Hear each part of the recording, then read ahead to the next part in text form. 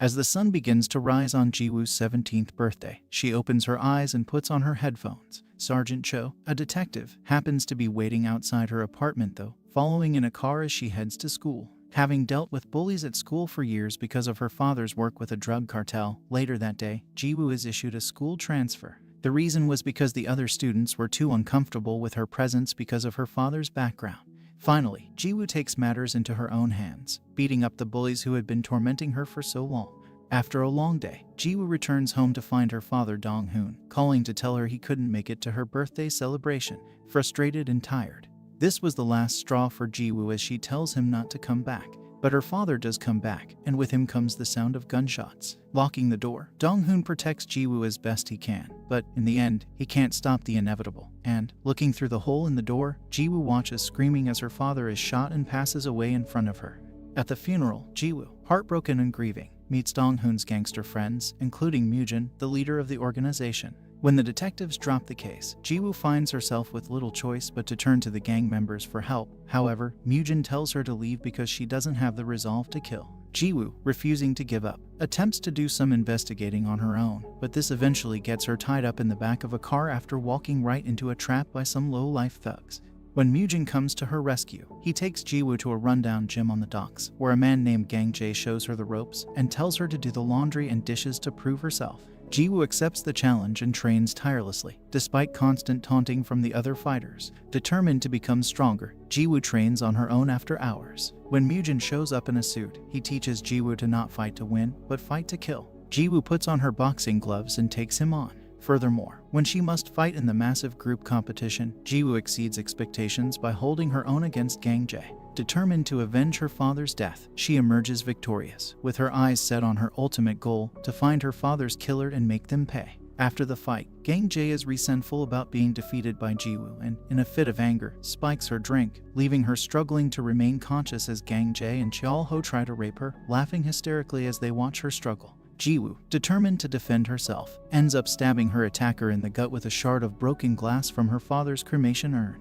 When Gangjae is brought before Mujin after the incident, he punishes him by slashing Gangjae's cheek with a knife and kicking him out of the gang. Meanwhile, Mujin is beginning to see potential in Jiwoo and decides to take her under his wing, renaming her Hye-jin and teaching her the ways of the organization, even giving her the police-issued firearm that was used to kill her father. We then skip forward a couple of years, and as time passed, Hye-jin had become a key player in the organization and infiltrated the police force under her new alias, reporting directly to Captain Cha. In secret, however, Hye-jin meets with Mujin and reveals her suspicions that Captain Cha was involved in her father's murder. Captain Cha, on the other hand, is determined to capture Mujin, and as he prepares for a confrontation, he puts his faith in Hye-jin, or Jiwoo, as we'll keep calling her. As part of a bold operation, Jiwoo teams up with another narcotics officer, named Pildo, to bring in a drug dealer named Mongo for questioning. Opposites in personality and working style, Pildo is less than thrilled to be working with Jiwoo. But the two manage to put up with each other long enough for Jiwoo to stumble upon a massive gambling house during their operation,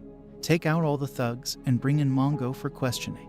Through Mongo, the cops learn about the new dealer in town, Gangjae, the same Gangjae who tried to rape Jiwoo. And, with a new drug on the market, Mujin's empire is under threat, which is a massive problem, not only for Mujin but also for Jiwoo, who is balancing being a narcotics department police officer and a loyal soldier for the drug gang. During an operation set up by Captain Cha to catch Mujin, a gunshot causes chaos, and Mujin manages to escape. Although he doesn't arrest Mujin, Captain Cha does find the gun that Jiwoo has planted at the crime scene and discovers that the shots were not fired by the beta team, raising his suspicions that someone within his group is a spy. Meanwhile, back at the fighting gym, Gangjae launches a vicious and bloody attack that kills most of the men and leaves Taeju, Mujin's right-hand man, injured. When the police find out, Pildo instructs Jiwoo to head to Dongchin Gym, where she finds Taeju alive but surrounded by a bloodbath, with the words "I'm back" on the floor. Naturally, this massacre worries Mujin, who is determined to silence anyone who might bring more danger to the organization. With no one willing to talk, Pildo encourages Jiwoo to keep searching.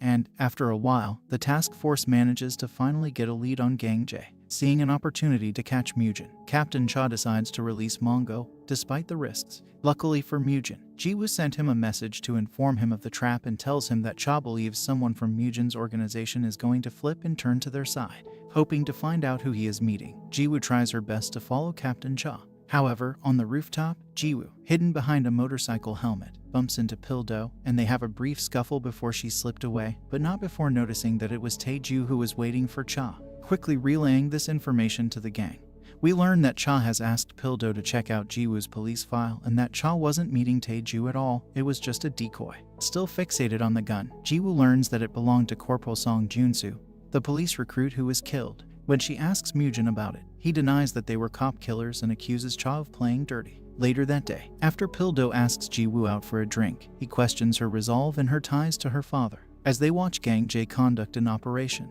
he suddenly turns around and faces them on the balcony. And, realizing it was all a setup, the duo gets attacked by a group of thugs. At the same time, armed guards showed up and blindsided Mujin. After being captured and stabbed in the leg, Jiwoo manages to escape from a car seconds before it is crushed by a car crusher and saves not only herself but also Pildo. Conflicted by her growing affection for her colleagues, Jiwoo is instructed by Mujin to leave the country. But she refuses, determined to still stay in the game, find her father's killer, and take revenge. Little does Jiwoo know that her phone is bugged and all her calls are being monitored by Captain Cha. During a chance encounter at the station, Jiwoo runs into Sergeant Cho, who reveals that Dong-hoon's murder had been covered up by Captain Cha. When a manhunt for Gang Jae is issued, Sergeant Cho confronts Mujin at the docks, who, despite having bought his silence with drugs, kills Cho anyway, dumping his body in the water. Jiwoo, unaware of the ongoing sting operation, tells Mujin that Captain Cha has received a call from Gang Jae informing the cops that he is about to flee the country and offering to give the police valuable information in exchange for immunity. When Gang Jae and Mujin finally came face to face, the narcotics department officers surrounded them, and Jiwoo, unaware of the plan, finds herself holding Gang Jae at gunpoint. Forced to make a decision and scared that Gang Jae might reveal her true identity, Jiwoo shoots him twice and watches as he falls to the ground. Finding herself in trouble with the police after shooting Gang Jae in self-defense, Pildo encourages Jiwoo to relax and open up about her past. When Jiwoo shares her traumatic experience of being nearly raped by Gang Jae, Pildo begins to understand not only her motivations but also that there might be more to Jiwoo than what is in her file. The next morning, Jiwoo receives a package from Gang Jae that contains a photo of her father in the police force. Newly sparking her curiosity, she heads to the mountain temple where Mujin is hiding out and receiving treatment. There, Mujin tells her that her father was an undercover officer who was betrayed by his colleagues and was killed by Captain Cha.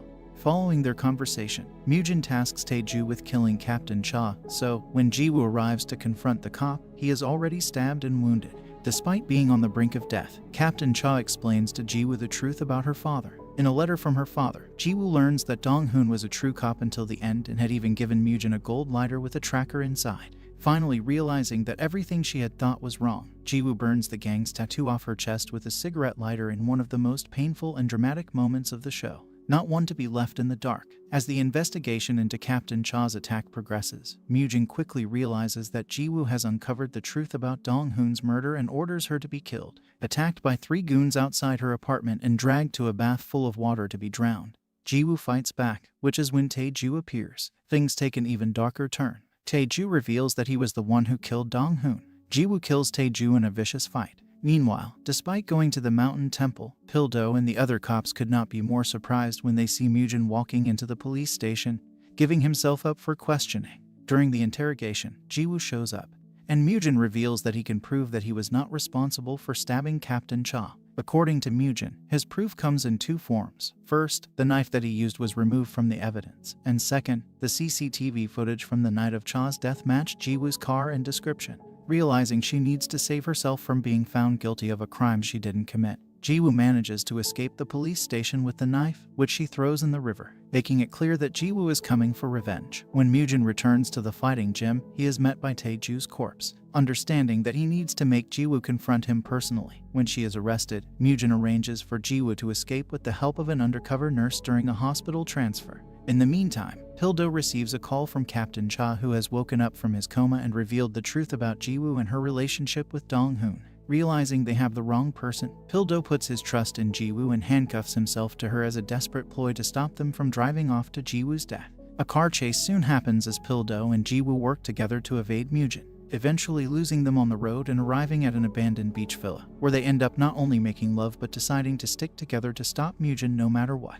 The next day, with an arrest warrant out for him, Mujin loses control and, riding a motorcycle, shoots Pildo in cold blood. As his body slumps lifelessly on her lap, Jiwoo grabs his gun and takes off into the street. Gun in hand, Jiwoo heads straight into Mujin's club and ruthlessly fights through the room. Leaving a single bullet, she rides the elevator up to the penthouse, and, despite only holding one bullet in her handgun, she takes out a hallway's worth of soldiers, leaving her one-on-one with Mujin. After a very tense conversation, the two agree to fight to the death in an intense knife duel, which ends with Jiwoo stabbing him in the throat. As the police arrive at the scene, Jiwoo stumbles away, leaving a trail of blood behind her. The series ends with a shot of Jiwoo paying her respects to her father, placing a picture of herself and Dong-hoon together on his grave, as well as her visiting Pil-do's grave. In one last heartbreaking scene,